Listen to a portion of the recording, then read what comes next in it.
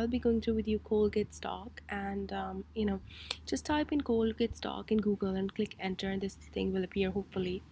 And you can see from Nasdaq, it's CL is the symbol for Colgate, and the full name is Colgate Palmolive Company. And if I want to buy the stock right now, I have to pay 74.74 US dollar for one stock, and the market cap is in billions, which means it's a big size firm, and the dividend yield is 2.3%. Now, briefly, let me explain you about dividend. If a firm is paying a dividend, that means that they're financially very strong, because after paying their costs, liabilities, loans, creditors, they still have extra money left. That extra money it pays to its shareholders as dividends. So it's a brilliant thing. So it means it's financially very strong. Let's see, when was it born? It was born, I'll just check from Wikipedia, and there's a box here that's brilliant. And it's founded in 1806, 213 years ago. And let's see what the employees have to say about it. I'll just copy this from straight from Google, the full name, and paste it here, and Indeed reviews, and I'll just click here. Let's see, so there are 2,000 reviews and 4.3 star, which is brilliant. It's doing very good according to employees, and you can see the pros and cons yourself, read through it yourself, then see the photos, the jobs, the questions, and everything. And I want to see this in Glassdoor as well, which is a brilliant website. And I can see we have like 1,500 reviews, and it's 3.8 star, which is brilliant. And read through the pro and cons yourself, the jobs, the salaries they're paying, the interview questions, the benefits they're giving, the photos, and everything.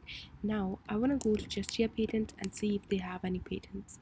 And so the firm that has patents, that means they are very strong. It's very difficult to beat them. They're very strong in the market. So it has a moat, a competitive edge. And I'm not interested in inventor, because these are people who invented but they don't have full rights. I'm just interested in applicant or signee, because they have the full rights. In 2012 it has a patent. 2012, a lot of patents in 2012. And in 1993 they have patents. 2013, 2013, 12, 13, so on. Just go through the list yourself. It has a lot of patents, but make sure they have recent patents. Like in 2017 they have filed a patent. That's brilliant. That's a recent patent. And because I'm looking for 15, 16, 17, 18, 19 for recent, because I want to know if they're still innovating, if they're still trying to build new things. It's still, because that means they're still innovating, they're still trying to be relevant in the market, they're still trying to be competitive in the market. So that's a brilliant news. And so just go through the patent yourself, and the more patents it has, the more stronger the firm is, which is brilliant. And it's up to you to go through the list. Now it's another patent 2017. That's brilliant. Now I want to go to Yahoo Finance, and let's have a look at the key executives, and let's have a look at their salaries as well. So that's important as well to search. So I can see, I'm just typing Colgate Palmolive Company, and I can see so many symbols, so I don't know which one to click. So the easiest way out is just type in Google, and you can see the Nasdaq one is CL. That's the symbol CL. So match the symbol with the name. So I'll just click on the first one, and I'll go to profile, and I'll just show you briefly the sector, the industry, and the employees. And they have 5 executives. All of their salaries have been shown except one, which is not shown. It says not applicable. It's up to you to find out why it's not applicable, because the more information we have, the better. And why it's not shown, that's something to search about. And let's go to macro trend and look at the ratios. Click price ratio, price book ratio, and paste in the symbol Colgate. And I will explain you briefly what this price book ratio is.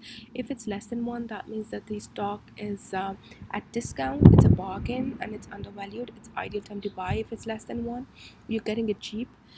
If it's 1, that means the stock is of real price. It's you're not, it's the real price you're paying for it, and it's ideal time to buy, because at least it's not expensive. If it's more than 1, that means the stock is expensive. The higher the number goes, the more expensive it gets.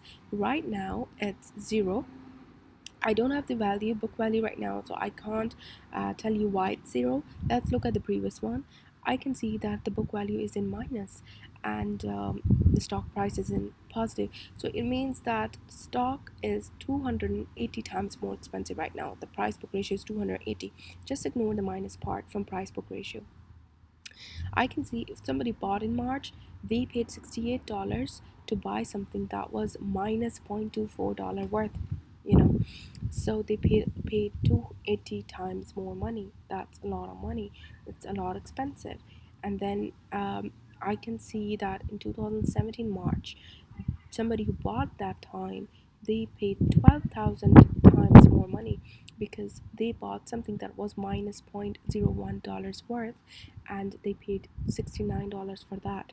So they bought it very expensive. But if somebody bought in, for example, I'll just tell you,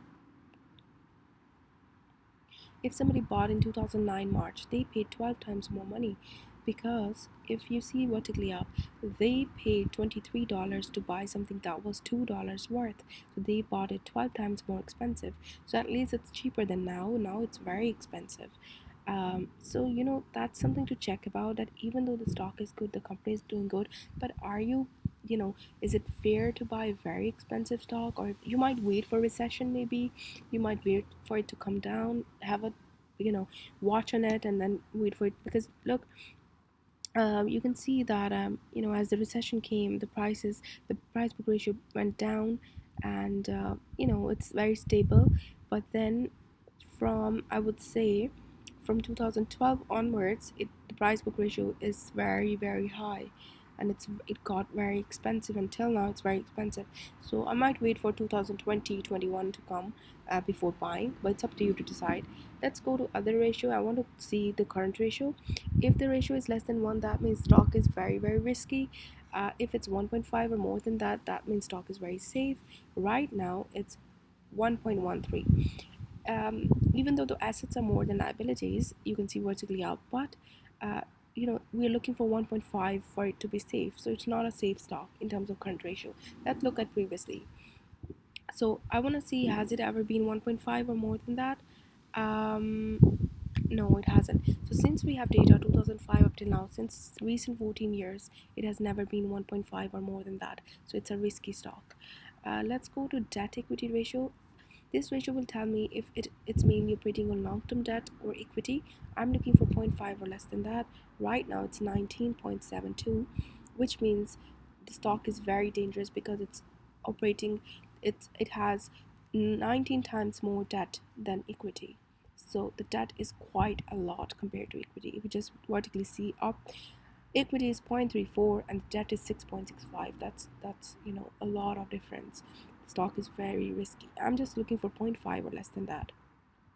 So if I just see that has it ever been zero point 0.5 or less than that? No, it hasn't. So since we have data from 2005 up till now, it has never been zero point 0.5 or less than that. So it's a very risky stock. It's operating mainly on debt. Let's go to return on equity. I'm looking for 8% or more than that for it to be ideal.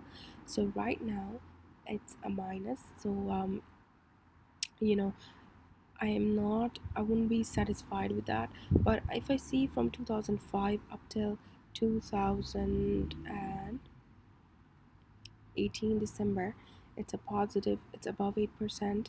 So that's brilliant. It's above 8%. But then 2019 it's a minus. So overall, yeah, it's up to you to decide.